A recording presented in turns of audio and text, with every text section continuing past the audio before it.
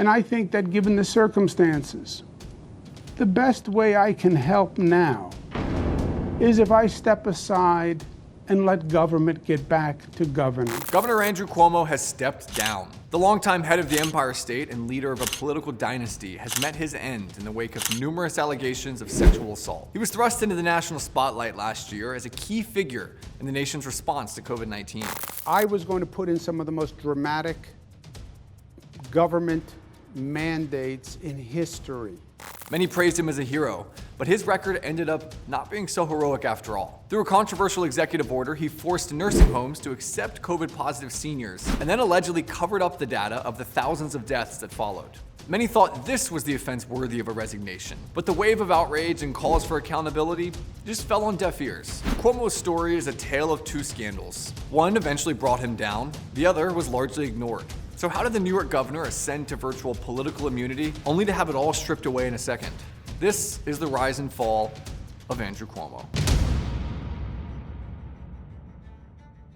Andrew Mark Cuomo was born in Queens, New York in December 1957 to an Italian-American family. When Andrew was a teenager, his father served a 4-year stint as the Secretary of State for New York and eventually ascended to the governor's office. His dad was a huge influence over the state and the city. He's even got a bridge named after him, which is more than most people can say. All of this would be the start of the Cuomo political legacy. Andrew was with his old man every step of the way. After graduating from Fordham University in 1979 and Albany Law School in 1982, he became his dad's campaign manager, where he learned that government was, quote, the vehicle to make change and do justice. Soon enough, young Cuomo got a chance to give that a shot. After being tapped to lead the New York City Homeless Commission, President Clinton picked him to work as an assistant secretary for the U.S. Department of Housing and Urban Development, an agency he ended up leading through the end of Clinton's second term. Then he returned to New York politics, working as state attorney general for 4 years before following in his father's footsteps, rising to the governor's office in 2011. Within literally hours of his inauguration, the groundwork was laid for a major scandal that would plague his time as Albany's head honcho.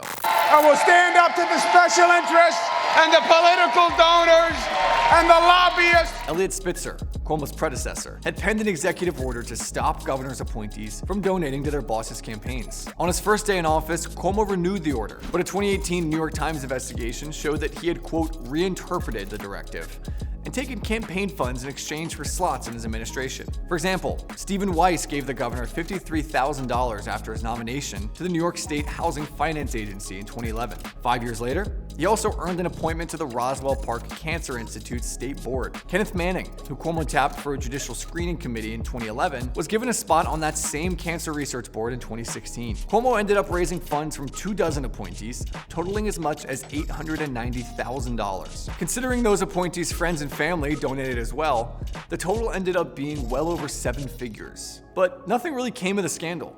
And in the years before it came to light, Cuomo passed some of the most progressive policies in America. We must stop the madness.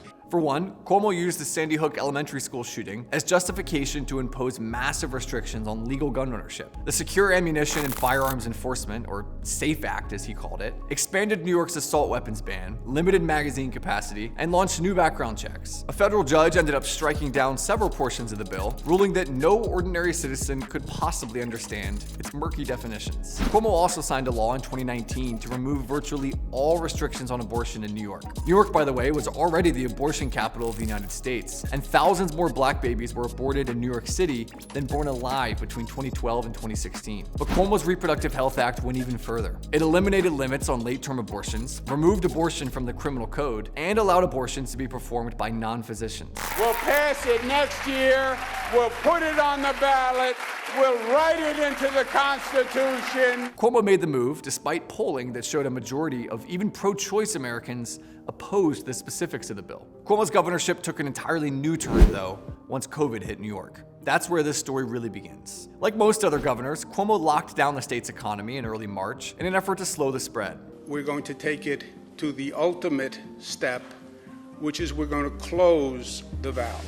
But New York City became an early hotspot for the outbreak. Even at the earliest moments of the crisis, Cuomo hit the limelight. He started doing daily press briefings, leading many Democrats to cast him as a sort of foil to President Donald Trump. There will be a civil fine and mandatory closure for any business that is not in compliance. Some wondered if he would run for president himself. At one point, you could even buy a Cuomo for President sweatshirt for $285. He got a lot of attention, almost celebrity status admiration for his press briefings. Then candidate Biden dubbed Cuomo, quote, the gold standard for governors. Your governor of New York's done one hell of a job. I think he's sort of the gold standard.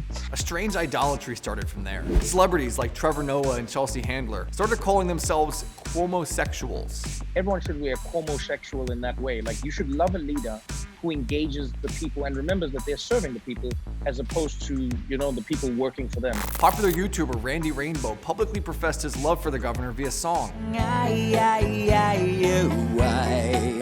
love you so.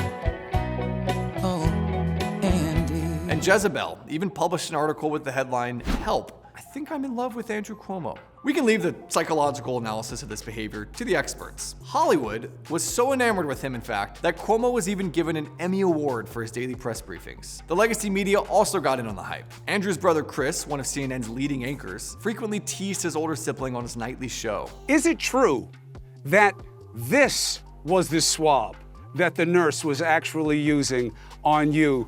As the brothers Cuomo yacked about the size of each other's noses and who's better at calling mom, hundreds of citizens laid in hospital beds, and thousands more watched their small businesses evaporate. Beyond slapstick comedy, Cuomo started developing other forms of agitprop. He unleashed a bizarre poster called New York Tough, which featured Donald Trump sitting on the moon, the winds of fear, whatever that means, and of course, Cuomo himself seated at a press briefing front and center. He also wrote a book called American Crisis: Leadership Lessons from the COVID-19 Pandemic, which presents, quote, the intimate and inspiring thoughts of a leader at an unprecedented historical moment. That book, by the way, would earn Cuomo a payday of over $5 million.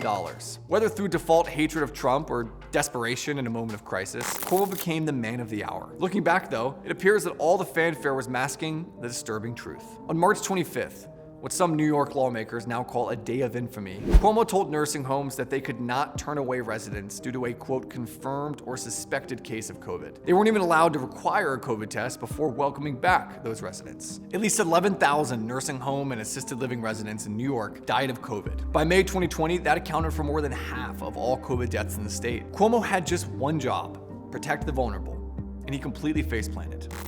Rather than admitting the mistake, which plenty of medical experts had immediately predicted, Cuomo spent several months covering his tracks. Sometime in May, the administration quietly deleted the original copy of the executive order. At that time, the state was only fessing up to about 6,000 of the roughly 12,000 deaths. It wasn't until late January that Cuomo's team would up their death count, bringing the total to 12,743. In February of 2021, reports emerged from top Cuomo aide Melissa DeRosa that the governor's office had actually been suppressing the real numbers. She admitted that the administration, quote, froze out of fear that the numbers would be used against them. But all the while, the media was running cover for their newest star, not just his brother on CNN. A study from the Media Research Center would later find that evening broadcast reports of the nursing home scandal received only 51 seconds of coverage. 51 total over all networks. By comparison, when Ted Cruz made an ill-advised trip to Cancun earlier this year, it got more than 10 times that amount of coverage. Cuomo's allies in the White House also had his back. In late July, Biden's Department of Justice squashed the investigation into the withholding of nursing home data that had started under President Trump last year. If you look at when the nursing home deaths happened, it has no correlation to that order. Where the spread came from were from the workers. At this point, despite all of the obvious scandal, it was looking like Cuomo was going to skate by unscathed. But then something else started to pop up, something that had absolutely nothing to do with his disastrous policies. As all of the COVID and nursing home drama was unfolding, reports emerged of Cuomo groping and touching several women against their will. To me and the other women that he did this to, it was not normal. It was not welcomed, and it was certainly not consensual. One former staffer said Cuomo had sexually harassed her for years, adding that many saw it and watched. Another said Cuomo summoned her to the governor's private residence for help with a, quote, technical issue, and then closed the door and reached under her blouse. Nearly a dozen women would eventually claim that Cuomo had harassed them. On August 3rd, New York Attorney General Letitia James released a 165-page report citing 70,000 pieces of evidence. What was Cuomo's defense? He said some encounters were just misunderstandings related to, quote, cultural differences, mentioning his upbringing in an Italian-American family. I now understand that there are generational or cultural perspectives that, frankly, I hadn't fully appreciated. Cuomo continued to defend his record and deny the allegations made against him. A far cry from the sentiments he expressed during the hearings to confirm Justice Brett Kavanaugh. There is a disrespect for women that this administration chronically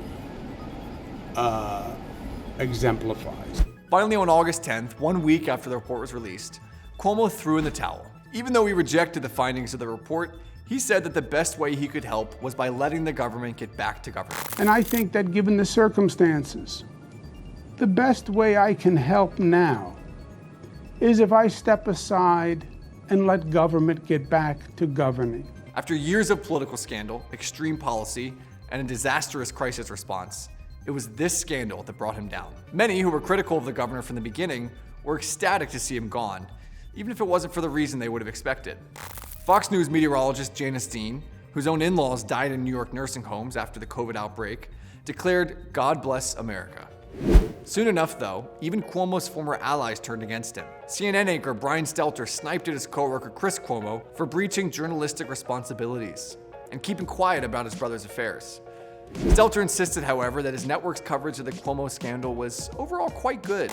And overall, I think what was most important is that we covered the story on air just the same we would any other story. Ultimately, isn't that what matters?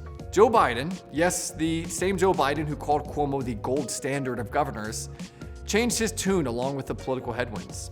Once the Attorney General's report was released, he explicitly called on Cuomo to resign. So will you now call on him to resign, given the investigator said the 11 women were credible? I stand by that statement. Are you now calling on him to resign? Yes. And what about those late night hosts and celebrities? You know, the same ones who called themselves Cuomo-sexuals.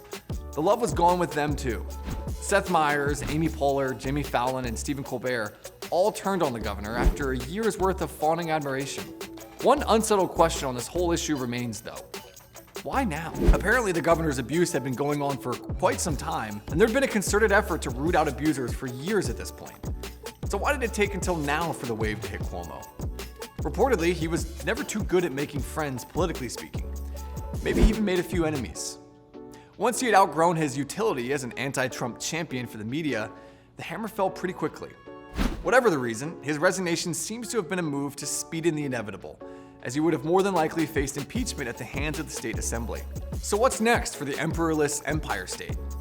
The now disgraced Andrew Cuomo will be replaced by Lieutenant Governor Kathy Hochul, who formerly served one term as a member of the U.S. House of Representatives. Despite being the number 2 in Albany, she's not really a member of Cuomo's inner circle. According to the New York Post, Cuomo's COVID memoir didn't even mention her once. A senior official told the New York Times that Hochul and Cuomo haven't even spoken since February. And since she's managed to stay away from Cuomo's scandals, Hochul could even use them as a leg up during her first days in office. She's even hinted that she may release more details on the state's nursing home deaths.